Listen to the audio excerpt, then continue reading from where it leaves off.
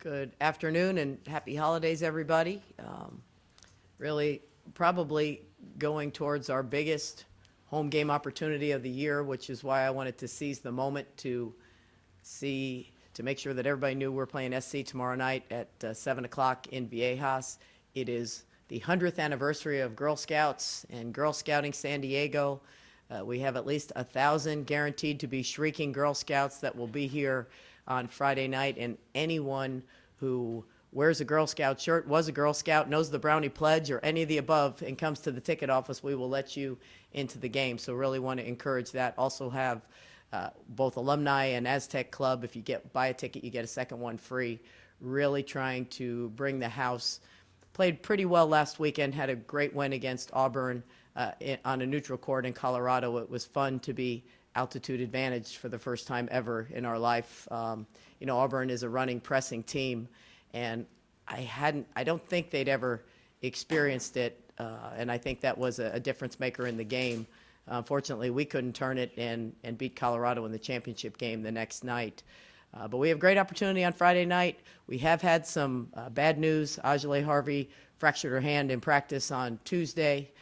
And, following, we've already lost Kiana, so we are down a couple ball handlers. Desi Culberson sprained her ankle.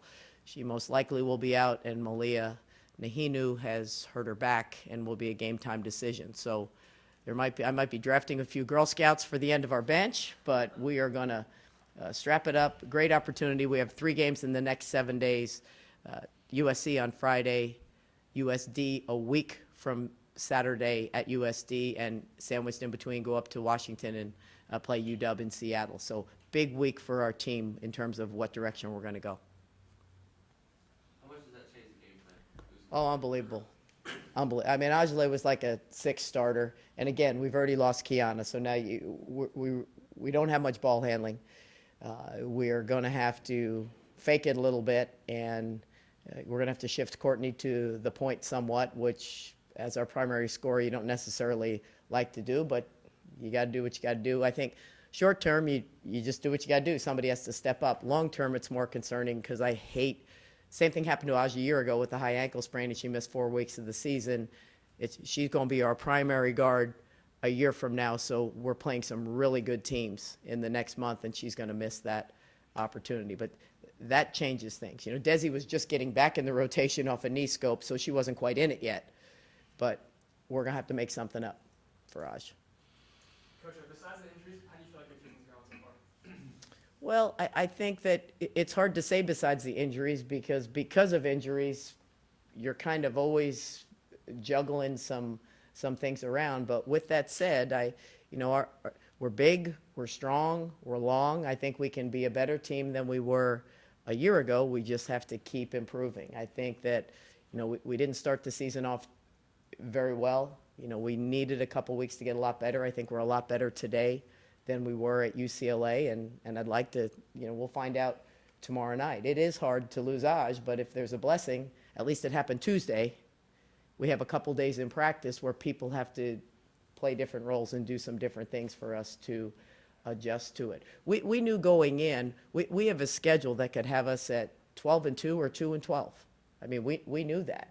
Our goal is to win the Mountain West Conference, and our goal is to get the best seed that we can going into the tournament. So we took as many high RPI games as we could. As you can see, we just had the ones that we just had, and coming up, Oklahoma State is 8th in the country. They're in our tournament, obviously on the road at Washington, et cetera. So they're no gimmies. And what have you seen out of USC heading in that game? Well, they unfortunately have been drinking the same water because every lineup they have a different kid because they've had a lot of injuries. It's kind of hard to get a beat on them because there hasn't been a game where they've had the same starting group together. Their experience, their inside game is what worries me the most. Center Cassie Harberts gets a lot of touches, can get us in foul trouble where we're not very deep. And they've got a core group of young guards. They have the 5th-ranked recruiting class in the country, and Jordan Adams and Araya Crook in the backcourt. They're a great shooting team, and they have a good inside game. So, I mean, we can beat them. We can beat them, but it's going to be a ball game. Were you a Girl Scout coming up? On my honor. No, I sure was. I was a Brownie, and I was a Girl Scout.